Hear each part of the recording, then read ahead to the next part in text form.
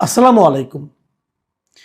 প্রিয় দর্শক, গত বছরের অগাস্টে সরকার পতনের পর আমরা অনেক কিছুর পরিবর্তন দেখেছি, কিন্তু কিছু কিছু ক্ষেত্রে আমাদের প্রত্যাশা না থাকা সত্ত্বেও অথবা আমরা চাইনি কিন্তু এমন কিছু পরিবর্তন হয়েছে যে পরিবর্তনগুলো আমাদেরকে বলতে গেলে হতাশ করেছে, দুঃখিত করেছে। তেমনই একটা পরিবর্তন হলো যে শিক্ষকের প্রতি ছাত্রদের আচরণ। এই জিনিসটা আমরা দেখেছি প্রকাশ্যে শিক্ষককে গালাগালি করা, শিক্ষককে ঘাড় ধরে চেয়ার থেকে নামিয়ে দেওয়া, শিক্ষককে পদত্যাগ করার জন্য তাকে অবরুদ্ধ করে রাখা। আমরা এরকম অনেক দৃশ্য দেখেছি। অভিযোগটা কি? অভিযোগ হলো সেই শিক্ষক স্বৈরাচারের দোসর ছিলেন।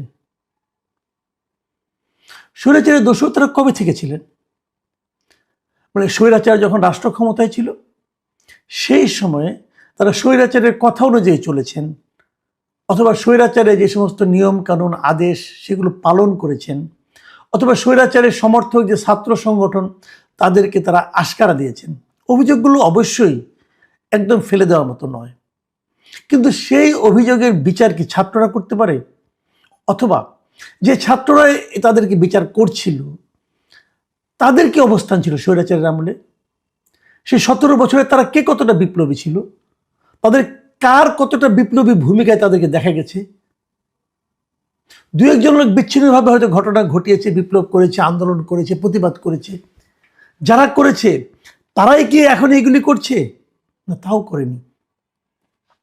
আমি ওই যে ছাত্র সংগঠনের কথা বলি, ছাত্রলীগের সেই দৌর্দণ্ড প্রতাপে তারা যে অত্যাচার মানুষের উপর করেছিল, স্টুডেন্টদের উপর করেছিল, তার প্রতিবাদ কেউ করে থাকলে কিন্তু ছাত্র দলের ছেলে মেয়েরা বেশি করেছে, কারণ তারা সংগঠিত ছিল।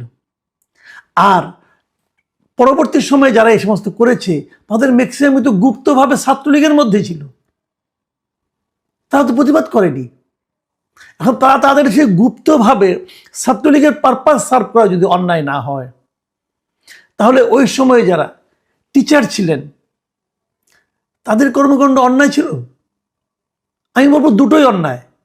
তাহলে যদি আগেরদের বিচার, ছাত্রদের ওই গুপ্ত ছাত্রদের বিচার না হয়, তাহলে এদের বিচার ওরাই কিভাবে দাবি করে? অন্য কেউ দাবি করতে পারে, এবং দাবি অবশ্যই করা যেতে পারে। আমি এটা নিয়ে আমার কোনো আপত্তি নেই, কেউ অন্যায় করলে তার বিচার হবে না কেন, কিন্তু সেই বিচারের ভার কি ছাত্ররা নেবে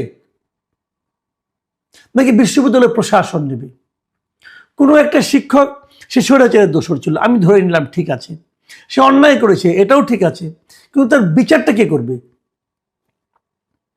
যে ছাত্র যদি তার বিচার করতে তার প্রতি আপনি দায়িত্বটা দিয়ে দেন, তাহলে সারা দেশে কি অরাজক পরিস্থিতি তৈরি হতে পারে? সেই পরিস্থিতিরই তৈরি হয়েছে, আমরা তারই নমুনা দেখছি। আমরা দেখলাম যে শনিবার দিন আজকে চট্টগ্রাম বিশ্ববিদ্যালয়ে একজন শিক্ষক, তিনি একটা ভর্তি পরীক্ষার দায়িত্বে ছিলেন। সেখানে থাকার পর সেখান থেকে তাকে সেই চট্টগ্রাম যে বিশ্ববিদ্যালয়ের ছাত্র সংসদ আছে চাকসু, তার 4 জন নেতা ওই শিক্ষককে ধরে টেনে হিঁচিয়ে নিয়ে গেছে প্রক্টর অফিসে। ছাত্র সংসদের যারা কর্মকর্তা আছেন তাদের কি এইটা দায়িত্ব যে একজন শিক্ষককে টেনে হিঁচিয়ে নিয়ে যেতে হবে? এই শিক্ষক কি পালিয়ে গেছে? যদি পালিয়ে যায়, যদি পলাতক হয়ে থাকে, তাহলে ওনাকে পরীক্ষার গ্রহণের দায়িত্বটা কি করে উনি পালন করলেন? ওনাকে তো দায়িত্বটা দেওয়া হয়েছে। কে দিয়েছে? বিশ্ববিদ্যালয়ের প্রশাসন দিয়েছে। তো যদি আপনার আন্দোলন করতে হয়, আপনি বিশ্ববিদ্যালয়ের প্রশাসনের সঙ্গে আলোচনা করেন, কিন্তু একজন শিক্ষকের গায়ে হাত দিয়ে, আমি একটা ছবি দেখলাম, তাকে পেছন দিয়ে জাপটে ধরে তাকে একটা গাড়িতে ওঠানো হচ্ছে, একটা ভিডিও দেখলাম। এরকম দৃশ্য কিন্তু আগে কখনো আমরা দেখিনি। আমরা তো বিশ্ববিদ্যালয়ে পড়েছি, এরকম দেখিনি ভাই। সেই সময়ে কিন্তু সরকারি ছাত্রদল যারা ছিল, যারা সরকার সমর্থক রাজনৈতিক দলের যে সমস্ত ছাত্র সংগঠন ছিল, তারা অনেক অন্যায় করেছে, অনেক অপমান করেছে, মানুষের সঙ্গে তারা দুর্ব্যবহার করেছে, তাদের বিরুদ্ধে অভিযোগের শেষ ছিল না। কিন্তু এরকম দৃশ্য খুব কমই দেখা গেছে। এর আগে আমরা কি দেখলাম?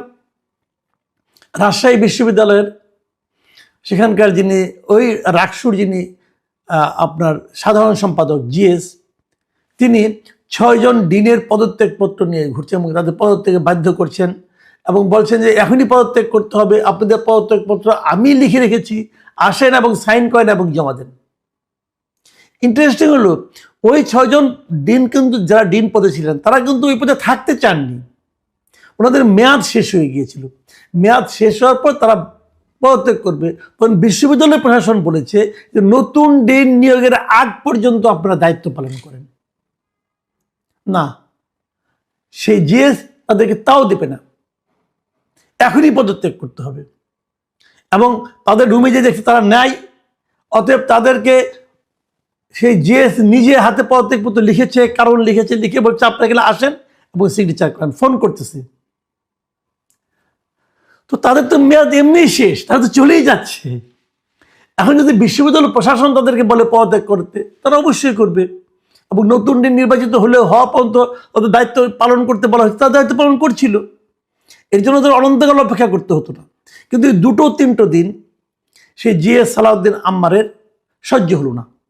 এবং সহ্য না হোক, যদি না হয় উনি বিশ্ববিদ্যালয়ের ভিসিকে বলবেন আমাদের সহ্য হচ্ছে না, ওনাদের এখনই বাদ দেন। তো এটা কোন ধরনের আচরণ? এই আচরণগুলোকে আমরা এর আগে দেখেছি? এই আচরণগুলোকে আমরা নিয়মিতভাবে দেখতে চাই? তার আগে একটা ঘটনা ঢাকা বিশ্ববিদ্যালয়ে ঘটেছে, সেখানেও ডাকসু নির্বাচিত সমাজ কল্যাণ সম্পাদক, যিনি সমাজসেবা সম্পাদক, তার কারবার। তিনি একজন শিক্ষককে পেছন দিয়ে জাপটে ধরেছেন, ওই শিক্ষক তার জ্যাকে হুডি খুলে দৌড় দিয়েছেন, তার পেছনে পেছনে সেও দৌড়াচ্ছে, সে যে গাড়িতে উঠেছে সে গাড়ি ধরে লটকে আছে, তারপর সে গাড়ি চালিয়ে চলে গেছে। মানে তাকে তার ধরতেই হবে। কেন ধরতে? তার অপরাধ কি?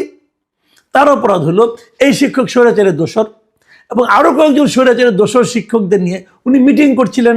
এটা ছাত্ররা জানতে পেরেছে, অতএব তাদেরকে ধাওয়া করতে হবে। ভাই, উনি যদি স্বৈরাচারের দোষর হয়ে থাকেন এবং সেটা হওয়া যদি অপরাধ হয়ে থাকে, অবশ্যই তার বিরুদ্ধে মামলা করতে হবে। মামলা করবেন, সমস্যা নাই, বাট তার অপরাধের মামলা করবেন। এবং সেই মামলাটা আপনি করেন না, আপনি না করছে কি, আপনি মুক্ত মানুষ, করেন। অথবা বিশ্ববিদ্যালয় প্রশাসন করবে, মামলা করতে তো কোনো আপত্তি নাই, মামলা করেন, বিচার হবে তার। কিন্তু আপনি তার গায়ে হাত তুলবেন কেন?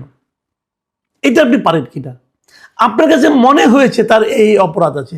দেখুন, অনেক সময় আমরা বলি না আইন নিজের হাতে তুলে নেবেন না। এটা কেন বলি? কারণ আমরা যা দেখি তা অনেক সময় সত্য না, দেখার বাইরেও কিছু থাকে। এখন আপনি দেখলেন যে একটা, আপনি ভাবলেন, আপনি যা দেখলেন তা দেখে ভাবলেন যে এই লোকটা অপরাধ করেছে, অতএব তার শাস্তি দেওয়ার দায়িত্ব কিন্তু আপনাকে দেওয়া হয় নাই। ভাই, এই কাজ আপনি করতে পারেন না। কিন্তু আমাদের এখানে সে কাজটি হচ্ছে। শিক্ষকদের অনেক যাদের প্রতি আপত্তি, তাদের ক্লাস তারা বর্জন করছে, করতেই পারে, এটা নিয়ে আমার কোনো আপত্তি নেই। আমি তার ক্লাস করবো, আমার স্বাধীনতা। কিন্তু সে ক্লাসে আসলে তাকে আমি ঘাট ধরে বের করে দিব, এটা তো আমার স্বাধীনতার মধ্যে পড়ে না। সে যাতে ক্লাসে না আসতে পারে এই জন্য তাকে রাস্তাঘাটে দাঁড়াতে আমি হেনস্থা করব, প্রহার করব, তাকে মারবো, কিল সাপোর্ট দিব, এটা তো আপনি পারেন না। একজন শিক্ষক, উনি ইউনিভার্সিটিতে দেওয়া একটা দায়িত্ব পালন করছেন, তাকে সেখান থেকে টেনে হিঁচড়ে নিয়ে যে আপনি টেম্পোতে তুলে নিয়ে আপনি এক জায়গায় নিয়ে যাবেন, বিচার করবেন, তার মোবাইল ঘাটবেন, মোবাইল চেক করবেন, এটা আপনি কোন আইনে করেন? একজন বিশ্ববিদ্যালয়ের শিক্ষক, সে আপনার টিচার, এটাকে আপনি পারেন? আপনি ডাকসু হন, জাকসু হন, রাকসু হন, যে সুই হন না কেন, আপনি এটা কি আপনার ক্ষমতার মধ্যে পড়ে? আপনি আন্দোলন করেন সারাদিন, কোনো আপত্তি নেই, আপনি তার ক্লাস করেন না, আপনি ছাত্রদেরকে মোটিভেট করেন যে ওর ক্লাস আমরা করবো না, ওকে, নো প্রবলেম। আপনি যদি মনে করেন না তাদের হচ্ছে না, তাদেরকে আইনে আওতায় আনতে হবে, ওকে, আপনি যান, যে মামলা করেন, কোর্ট আছে, আদালত আছে, থানা আছে, যে মামলা করেন, এটাও কোনো আপত্তি নেই। আপনি তার গায়ে হাত দিবেন কেন? যে দেশে ছাত্র সমাজের এই তার চরিত্র হয়ে দাঁড়ায় এবং সে মনে করে গায়ে হাত দেওয়ার নৈতিক অধিকার তার আছে, এবং এরা কারা? এদের কাছ থেকে আমরা কি আশা করব? এরা সবাই দেখবেন আপনি ঘুরে ফিরে সবাই ছাত্র শিবির অথবা ছাত্র শিবির সমর্থিত লোকজন। জামাতে ইসলাম এমনি বলে থাকে তারা ইসলাম কায়েম করবে, ইসলামী শাসন কায়েম করবে, খুব ভালো। জামাত ইসলামের একটা সংগঠন হলো ছাত্র শিবির, ইসলামী ছাত্র শিবির। তো তারাও এই কাজটাই করে, তারাও নিশ্চয়ই তাদেরকে এই শিক্ষাই দিয়েছে বা ইসলামী শিক্ষার মধ্যে এটা পড়ে যে একজন ছাত্র তার উস্তাদের গায়ে এভাবে হাত দিবে? ইসলামী শিক্ষার মধ্যে এটা আছে? তার মানে তারা আসলে ইসলাম পালন করছে না, তারা ইসলামের নাম নিয়ে অনইসলামিক কাজকর্ম করছে, তারা সভ্যতার নামে অসভ্যতা করছে। এইখান থেকে আপনারা আপনাদের ইয়াং জেনারেশনকে কি শিখাচ্ছেন? এই কথাটা আমাকে বলেন একবার। এবার এই নির্বাচনে, আসন্ন নির্বাচনে জামাত ইসলাম কিন্তু খুব ভালো একটা অবস্থানে আছে।